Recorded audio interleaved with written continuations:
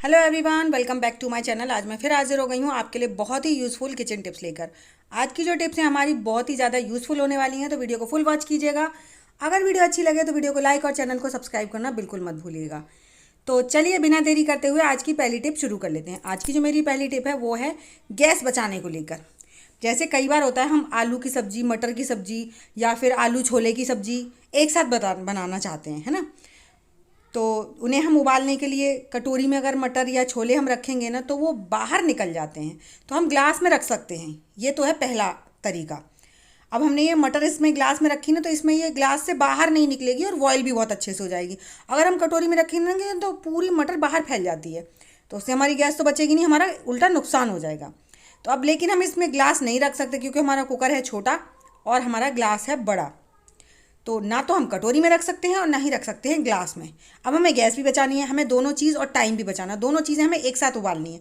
तो आप क्या करेंगे, इन्हें करिए साइड में। आप लीजिए फटाफट से कॉटन का कपड़ा जो भी आपके पास हो, तो उसमें आप इनको मटर को बांध दीजिए। और बांधने के बाद अच्छे से थोड़ी सी ढीली सी एक पोटली बना दीजिए। ज़्यादा टाइट मत बनाइएगा क्योंकि हम कोई भी चीज़ उबालते हैं ना तो वो उबल के थोड़ी सी बढ़ जाती है ना, फूल जाती है। चाहे फिर वो छोले हों या मटर हो, कुछ भी हो। मटर इतनी नहीं बढ़ती है, लेकिन अगर हम छोले वगैरह रख रहे हैं उबालने के लिए एक साथ, तो आप उनको थोड़ा ढीली पोटली बांधिएगा और इस पोटली को रख दीजिए इसमें। अब पोटली तो हमारी ज़रा सी जगह में आ जाएगी, ग्लास के लिए तो ऊंचाई काफ़ी चाहिए ना। तो अब आप इसको ढक्कन को लगाकर और उबलने के लिए रख दीजिए। आपको मैं दिखाऊंगी खोलकर कि ये कितने बढ़िया तरीके से हमारी दोनों चीज़ें उबल जाती हैं और हमारी गैस भी बचती है और टाइम भी बचता है। अगर हम इन दोनों चीज़ों को अलग अलग बॉईल करेंगे, हमारी गैस भी वेस्ट होगी और टाइम भी वेस्ट होगा। इस तरह से आप आलू मटर या फिर दो तरह के चने आपको एक साथ भिगोने हैं या उबालने हैं, तो आप इस प्रोसेस को कर सकते हैं कि एक को डाल दीजिए और दूसरे को आप पोटली बनाकर रख दीजिए। तो देखिए आलू और हमारी मटर जो है वो उबल चुकी हैं। अब केयरफुली थोड़ा सा गर्म हो जाता है ना ये, तो हल्के हाथ से आप इसे उठाकर मटर को अलग कर लीजिए और आलू को आप अलग कर लीजिए। मैं आपको देखिए चाकू से निकाल कर दिखाती हूँ।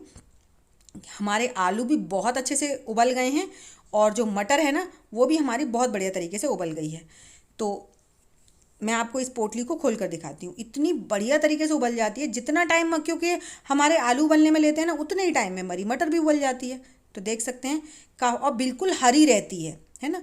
वरना हम अगर खुले बर्तन में उबालते हैं ना तो उसका कलर भी थोड़ा सा चेंज हो जाता है। देख सकते हैं एकदम बढ़िया ग्रीन ग्रीन मटर फटाफट से उबल कर तैयार हो गई है। तो आई होप आपको मेरी ये टिप ज़रूर पसंद आई होगी।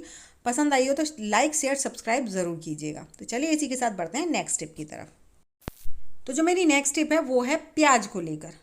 जब भी हम ढेर सारी प्याज छीलते हैं ना तो सबसे बड़ी जो समस्या होती है वो होती है रोना आता है। क्योंकि प्याज इतनी ज़्यादा तीखी होती है और वो इतनी ज़्यादा जलन हो जाती है हमारी आँखों वगैरह में। तो जब भी आपको ढेर सारी प्याज काटनी हो या छीलनी हो ना तो एक टिप थोड़ी सी फॉलो कर लीजिए। मैं आपको दो टिप बताने वाली हूँ। अगर आपके पास टाइम बिल्कुल भी नहीं है, आपको इंस्टेंट ये सारी प्याज कट करनी है, तो आप क्या कीजिए, इस प्याज को उठाइए फटाफट से यहाँ से और लेकर चलिए इसे अपने फ्रिज में। जी हाँ।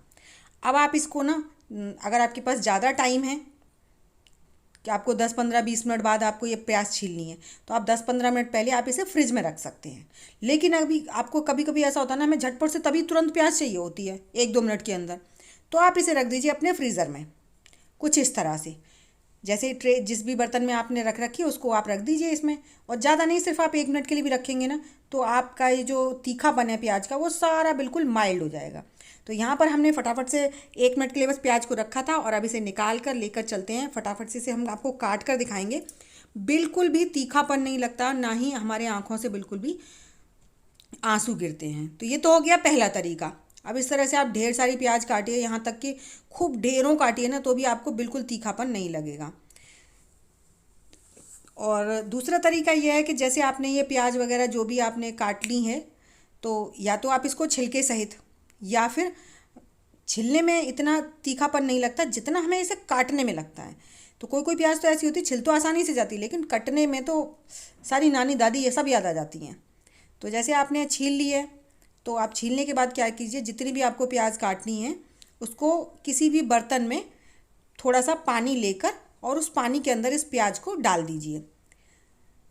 इसी प्याज को बस ठंडा पानी, नॉर्मल टैप वाटर लेना है, कोई ठंडा पानी नहीं कि नहीं फ्रिज का या बर्फ़ का चाहिए।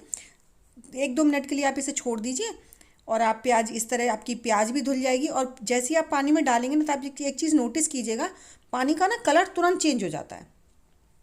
क्योंकि ये प्याज का जो रस होता है ना, ये इतना ज़्यादा तीखा होता है कि सारे आंसू आ जाते हैं।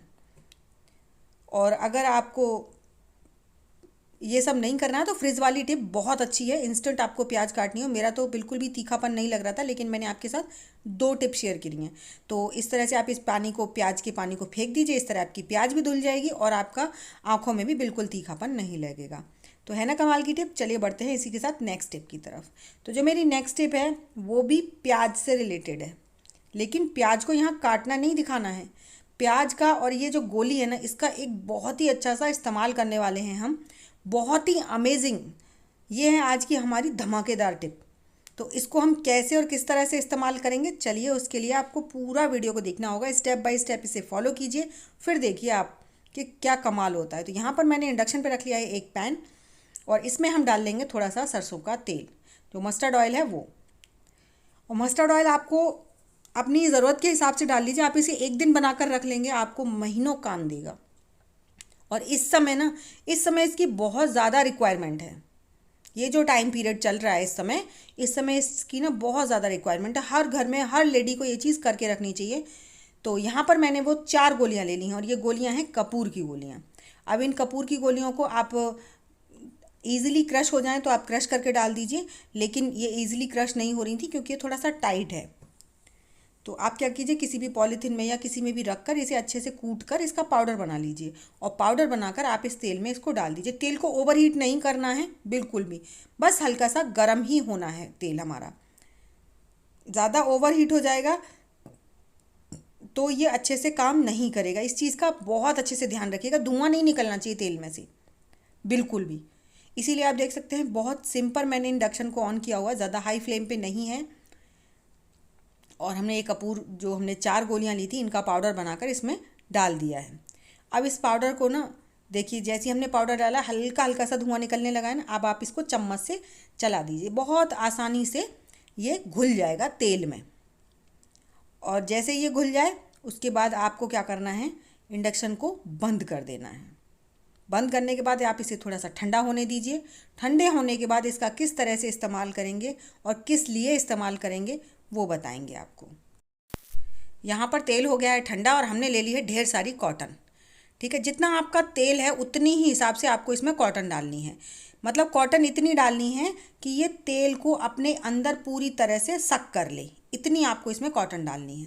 अगर कम पड़ रही है थोड़ी और डाल लीजिए, और पूरी तरह से आप अपने तवे से ना अच्छे से इस कॉटन को पोंछते हुए इकट्ठा कर लीजिए सारी कॉटन को। हमने ढेर सारी कॉटन इसलिए ली है कि जो हमारा कपूर है ना, वो हमारा नीचे ही रह जाता है। और अगर हम कॉटन को अच्छे से इस पर रगड़ कर नहीं छुड़ाएंगे ना, तो हमारा कपूर इसमें रह जाएगा और खाली सिर्फ तेल ही आएगा, और तो हमारा ये जो हम बना रहे हैं ये अच्छे से काम नहीं करेगा। तो आपको कॉटन को अच्छे से इसके तवे को पोंछते हुए इकट्ठा कर लेना है। जैसे ये कॉटन इकट्ठी हो जाती है उसके बाद आप ले लीजिए कोई भी स्टील का टिफ़िन। स्टील का लीजिएगा, प्लास्टिक का मत लीजिएगा, क्योंकि हमें इसे इसमें स्टोर करके रखना है ना। अब इसका कैसे और कहाँ पर इस्तेमाल करेंगे उसके लिए चलिए हमें लेनी है पहले 2 प्याज। 2 प्याज लेंगे हम उन्हें और छील लेंगे, एक प्याज को, और एक प्याज को हम बिल्कुल नहीं छीलेंगे। दोनों प्याज को ना हमें अंदर से चाकू की मदद से नहीं करना है कुछ भी। हम लेंगे कोई भी पुराना, आपकी अगर प्याज बड़े साइज़ की है तो आप ले लीजिए बड़े साइज़ का फोक, अगर आपकी प्याज छोटे साइज़ की है तो आप छोटा फोक ले लीजिए। और उस फोक की मदद से ना आप इसे बहुत ईजिली अंदर से पूरा खाली कर पाएंगे। हमें सिर्फ इसकी 2 लेयर छोड़नी है, बाकी जो अंदर की लेयर्स हैं ना उनको आप पूरी तरह से निकाल लीजिए। और आप इस प्याज को फेंकेगा मत, आप इसे अपने खाने पीने में इस्तेमाल कर सकते हैं। मैंने इसे छिलकों के साथ रख लिया था इसलिए मेरी वेस्ट हो गई थी, लेकिन आप ध्यान से कीजिएगा ताकि आपकी जो प्याज है ना ये इस्तेमाल में आ जाए, क्योंकि इसका प्याज का कुछ बिगड़ता थोड़ी ना है, हम इसे अंदर से ही निकाल रहे हैं। इस तरह से आप दोनों प्याज के जो है अंदर का पार्ट पूरा निकाल दीजिए, और इनको पूरी तरह से सिर्फ आपको 2 लेयर छोड़नी है दोनों प्याज की। और जितनी बड़ी आपकी प्याज होगी ना ये उतना ही अच्छा काम करेगी। तो लेकिन मैं इसे छोटी छोटी प्याज में रखती हूँ क्योंकि मेरे यहाँ पे ऐसी कोई ज़्यादा दिक्कत नहीं है, क्योंकि मैं इस काम को डेली करती हूँ। अगर आपके यहाँ ज़्यादा क्वांटिटी में मच्छर या मक्खी या फिर कॉकरोचेस वगैरह हैं ना, तो आप थोड़ा बड़ी बड़ी प्याज लीजिएगा ताकि आपका ये जो हम बना रहे हैं ये देर तक रख सके। तो जैसे ही हमारी ये प्याज खोखली तैयार हो गई हैं उनका इस्तेमाल करेंगे हम इस रुईस के साथ। हम इसकी बाती बनाकर इसमें तेल डालकर दीपक को नहीं जलाएंगे, क्योंकि जो हम दीपक की बाती बनाते हैं ना तो कपूर हमारा ऐसे ही रह जाता है, वो नहीं जल पाता है।